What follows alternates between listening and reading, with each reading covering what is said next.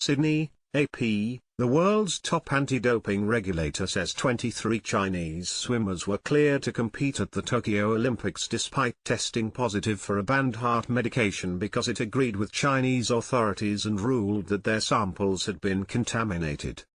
The World Anti-Doping Agency said Saturday that the swimmers tested positive for the heart medication trimetazidine in the months leading up to the start of the Tokyo Olympics in 2021, but that Chinese authorities told the agency the positives were the result of contamination. Ultimately, we concluded that there was no concrete basis to challenge the asserted contamination, WADA's Senior Director of Science and Medicine Olivier Rabin said in a news release. The 30-member Chinese swim team won 6 medals in Tokyo, including 3 golds. Many of the athletes still compete for China and are expected to swim at the Paris Olympics this summer. Reports about the doping positives came out Saturday in the Daily Telegraph in Sydney and the New York Times.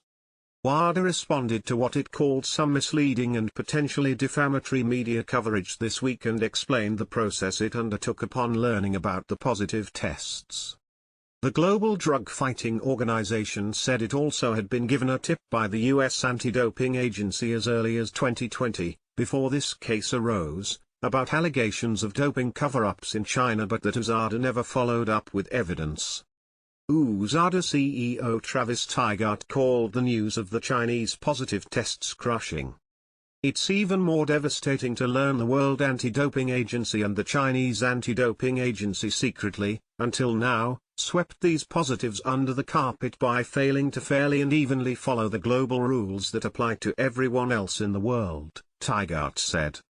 World Aquatics, which oversees global swimming, told the Daily Telegraph it was confident that these adverse analytical findings were handled diligently and professionally, and in accordance with all applicable anti-doping regulations, including the World Anti-Doping Code. The drug at the center of this case was also the medication that led to the suspension of Russian figure skater Kamila Valieva at the Winter Olympics in Beijing in 2022. In that case, WADA moved quickly to sanction Valieva upon learning about her positive test. The case underscores what many view as a flaw in the global anti-doping system, that a country's own anti-doping organization is often the first line of defense in catching drug cheats, and those organizations have different levels of motivation to fulfill the role. AP Sports, https://appnews